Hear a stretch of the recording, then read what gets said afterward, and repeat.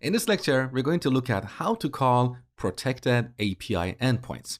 These are the endpoints that require the user to be authenticated or logged in and potentially have certain permissions.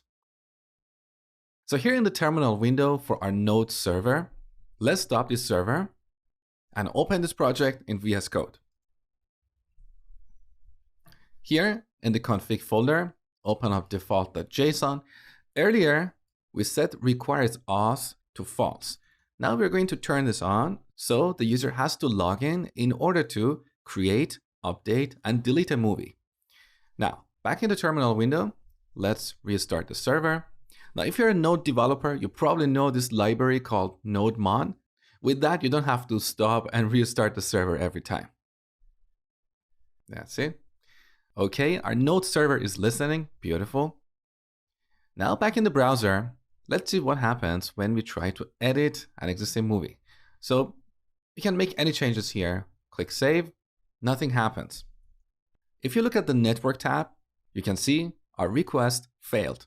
And the status is 401, which means unauthorized. That means this API endpoint required the client to send a JSON web token, but the client didn't send that. To fix this issue, we need to go back to our React application. So here in VS Code, let's open up HTTP service. As I told you before, this module is responsible for making HTTP calls to the backend, and this is the only place where we're configuring Axios. So if tomorrow we decide to make any configuration changes, there is only a single place we need to modify. Now here we're going to add another line of configuration for configuring default headers. So we're telling Axios that, hey, whenever you want to send an HTTP request, make sure to include this header in the request. So we type axios.default.headers.comment. With this, we can set headers on all kinds of HTTP requests. That is GET requests, POST requests, and so on. We also have other properties like POST, and with this, you can configure headers that are applicable on HTTP POST requests. So back to comment, here we use bracket notation to set a common header that is x-auth-token. Now here we need to get the user's token from local storage. But as I told you before, here we don't want to directly talk to local storage. We're going to use our auth service because that's the only module, the only service that knows where these tokens are stored. So let's import auth from auth service. Now we call auth.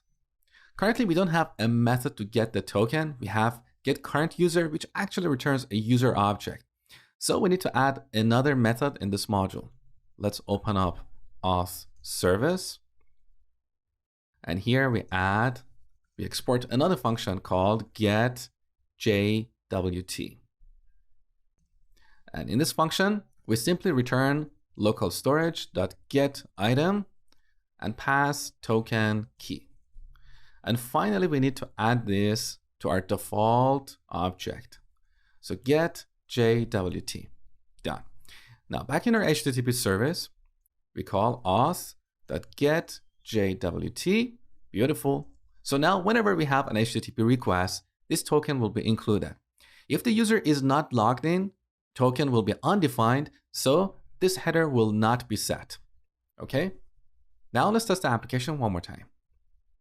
So back to our movie form, save, our application is working. Beautiful.